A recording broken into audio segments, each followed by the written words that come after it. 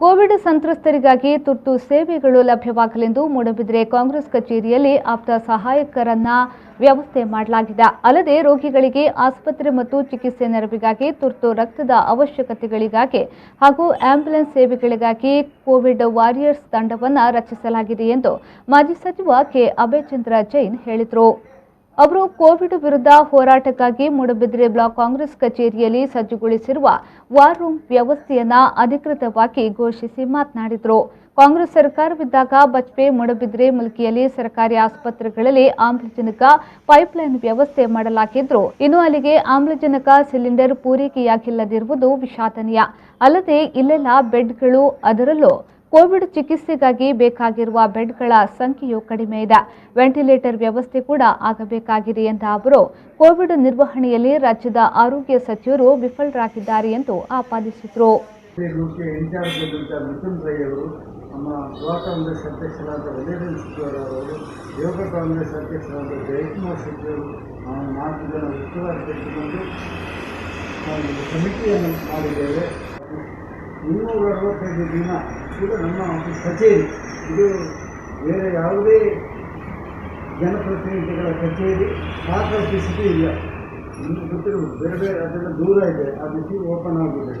ನಮ್ಮ ಆಫೀಸು ದಿನ 265 ದಿನ ಕೂಡ ಕೊರೋನಾ ಇರ್ಬೋದು, ಬೇರೆ ಬೇರೆ ಜನಗಳಿಗೆ ತೊಂದರೆಗೆ ಸ್ಪಂದಿಸಲಿಕ್ಕೆ ಸೇವಾ ಮನೋಭಾವದಿಂದ ನಮ್ಮ ಕಚೇರಿಯಲ್ಲಿ ಒಬ್ಬ PAಯನ್ನು ಇಟ್ಟಿದ್ದೇವೆ. 265 ದಿವಸ ಮೊಬೈಲು ಇದ್ದು ಅವರು ಎಲ್ಲ ಸೇವೆಯನ್ನು ಮಾಡ್ತಾರೆ. ಸಾಧ್ಯ ಆದಷ್ಟು ಬಡ ಜನರಿಗೆ ಸೇವೆ ಮಾಡಲಿಕ್ಕಾಗಿ ಈ ವ್ಯವಸ್ಥೆಯನ್ನು ಕಾಂಗ್ರೆಸ್ ಪಕ್ಷ ಅಳವಡಿಸಿಕೊಂಡಿದೆ. ಅಲ್ಲದೆ ಮಂಗಳೂರಿನಲ್ಲಿ ಕೂಡ ಕಾಂಗ್ರೆಸ್ ಪಕ್ಷದ ಸೇವಾ ಘಟಕ ಇದೆ. ಅವರ ಫೋನ್ ನಂಬರ್ ನಮ್ಮಲ್ಲಿ ರೆಡಿ ಇದೆ. ಅಲ್ಲಿ ಐವನ್ ಡಿಸೋಜ ಮತ್ತು ಮಂಗಳೂರಿನ ಮಾಜಿ ಶಾಸಕರಾದಂಥ ರೋಗೋರ್ ಅವರು ಮಾನಿಟರಿಂಗ್ ಮಾಡ್ತಾ ಇದ್ದಾರೆ.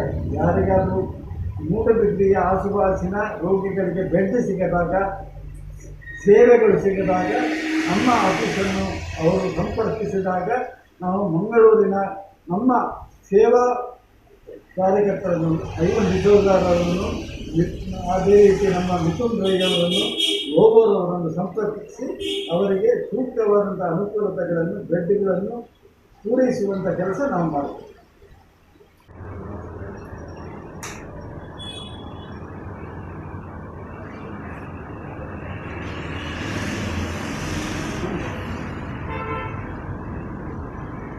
ಈ ವೇಳೆ ಬ್ಲಾಕ್ ಕಾಂಗ್ರೆಸ್ ಅಧ್ಯಕ್ಷ ವೆಲೇರಿಯನ್ ಸಿಕ್ವೇರಾ, ಪುರಸಭಾ ಸದಸ್ಯ ಸುರೇಶ್ ಕೋಟ್ಯಾನ್, ಬೆಳುವಾಯಿ ಗ್ರಾಮ ಪಂಚಾಯತ್ ಸದಸ್ಯ ರಾಘು ಪೂಜಾರಿ, ವಾಲ್ಪಾಡಿ ಗ್ರಾಮ ಪಂಚಾಯತ್ ಸದಸ್ಯ ಅರುಣ್ ಕುಮಾರ್ ಶೆಟ್ಟಿ, ಪ್ರಮುಖರಾದ ರಾಜೇಶ್ ಕಡಲಕೆರೆ, ಮೊಹಮ್ಮದ್ ವಜೀದ್, ರೂಪೇಶ್ ಪೂಜಾರಿ, ನಿತಿನ್ ಎಸ್ ಪೂಜಾರಿ ಉಪಸ್ಥಿತರಿದ್ದರು.